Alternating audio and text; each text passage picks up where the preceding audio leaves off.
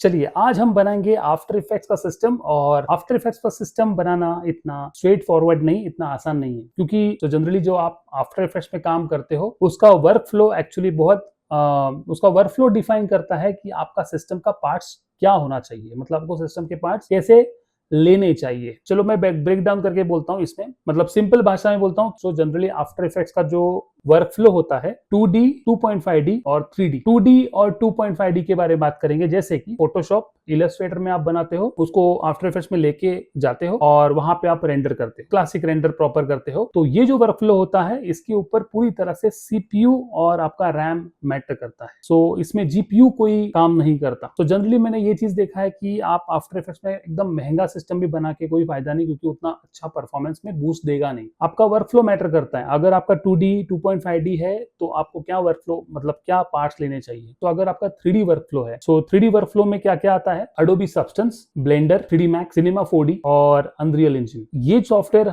जो होते हैं उसके वर्क फ्लो क्या होता है, जैसे इसमें भी 2D है 3D है। सो अगर इस सॉफ्टवेयर में आप नॉर्मल 3D रेंडरिंग करते हो तो ये पूरी तरह से सीपीयू और रैम के ऊपर डिपेंड करता है। बट अगर आप इंटरैक्टिव या रियल टाइम रेंडरिंग करते हो, पूरी तरह से ग्राफिक कार्ड के ऊपर आप डिपेंड हो। का वर्क फ्लो एक्चुअली डिफाइन करता है कि कौन से आपको पार्ट्स लेने चाहिए। तो आज हम एक एंट्री लेवल का सिस्टम बनाएंगे स्पेसिफिकली फॉर आफ्टर इफेक्ट, की जो 2D 2.5D और 3D ये तीनों चीज प्रॉपरली कर पाएगा। Let's get started. आगे बढ़ने से पहले अगर आप ये मेरा वीडियो फर्स्ट टाइम देख रहे हो तो पक्का सब्सक्राइब करना। मैं ऐसे ही लॉजिकल टेक वीडियोस बनाता हूँ related to computer parts, processor, laptop और पीसी बिल्ड के लिए, तो आपको पक्का वैल्यू मिलेगा, आई एम श्योर। तो सब्सक्राइब पक्का करना। तो let's get start. Okay, so मैंने ये कैबिनेट लिया है ENT स्पोर्ट्स जेनवुड का।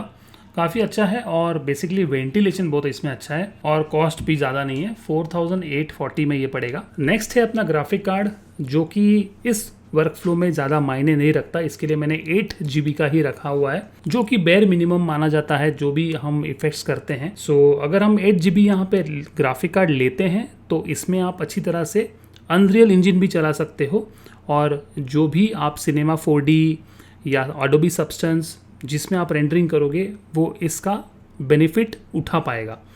सो MSI की तरफ से 5060 8GB का है, 32GB 32,600 कॉस्ट है इसकी। स्टोरेज के लिए मैंने 2TB का सीगेट लिया हुआ है। आप WDB अगर चाहिए तो इस्तेमाल कर सकते हो, इट्स नॉट अ प्रॉब्लम। 9,000 रुपये का आएगा। कूलर जो है इसके लिए मैंने लियान ली का RGB 240mm का लिया हुआ है। एक अच्छा प्रोसेसर ले रहे हो तो अपने केस में तो i7 का प्रोसेसर है। मदरबोर्ड मैंने Asus प्राइम का Z890P लिया हुआ है। इसमें आप 3 SSD लगा सकते हो, जिसमें एक वो प्लस पॉइंट है और बहुत ही स्टेबल है। प्रोसेसर है इंटेल कोर अल्ट्रा 7265K। इसमें बहुत ही बढ़िया आपको परफॉर्मेंस मिलेगा रिगार्डिंग योर आफ्टर इफेक्ट्स, जो कि एक अच्छा प्रोसेसर है इस प्राइस रेंज में। रैम हमने लिया हुआ है ADATA का XPG लांसर 32GB x 2, जो कि 64GB है। अगर आपने देखा है कि सारे कॉस्टिंग में सबसे ज़्यादा महंगा आपको रैम पड़ रहा है, वेयर एज जब भी हम सिस्टम बनाते हैं सबसे सस्ता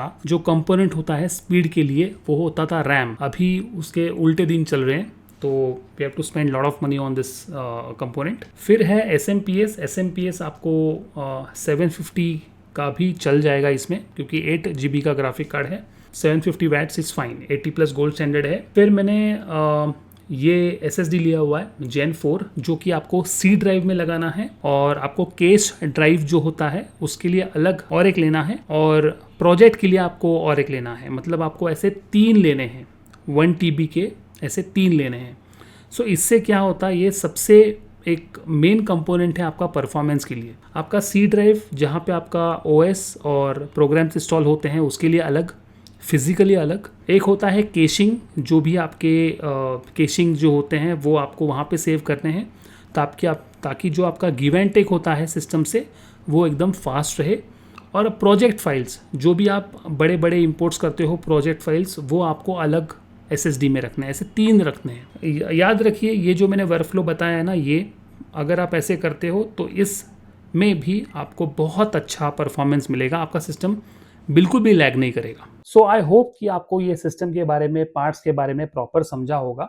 सो मोटा मोटा इसमें आपका 2 लाख का सिस्टम प्रॉपर बनेगा, जिसमें मेजर जो चीज़ है ना वो रैम की चीज़ है। रैम बहुत ही कॉस्टली हुआ है, ठीक है। सो मोर देन 100% से भी ऊपर वो जा चुका है। सो इसके लिए सिस्टम थोड़ा सा महंगा, मतलब थोड़ा सा महंगा लग रहा है। वेयर एज ये सिस्टम 1.5 लाख में सिस्टम बैठता था, ठीक है, अगर ये रैम का इशू नहीं होता तो। सो इसके बाद का जो वीडियो आएगा वो हाई एंड सिस्टम होगा आफ्टर इफेक्ट्स के लिए, और उसमें सारे हाई एंड पार्ट्स होंगे। सो इसके बाद का वीडियो पक्का देखना, और इसमें मैंने क्या क्या चेंजेस किए हैं मैं अगले वीडियो में आपको प्रॉपरली बताऊंगा।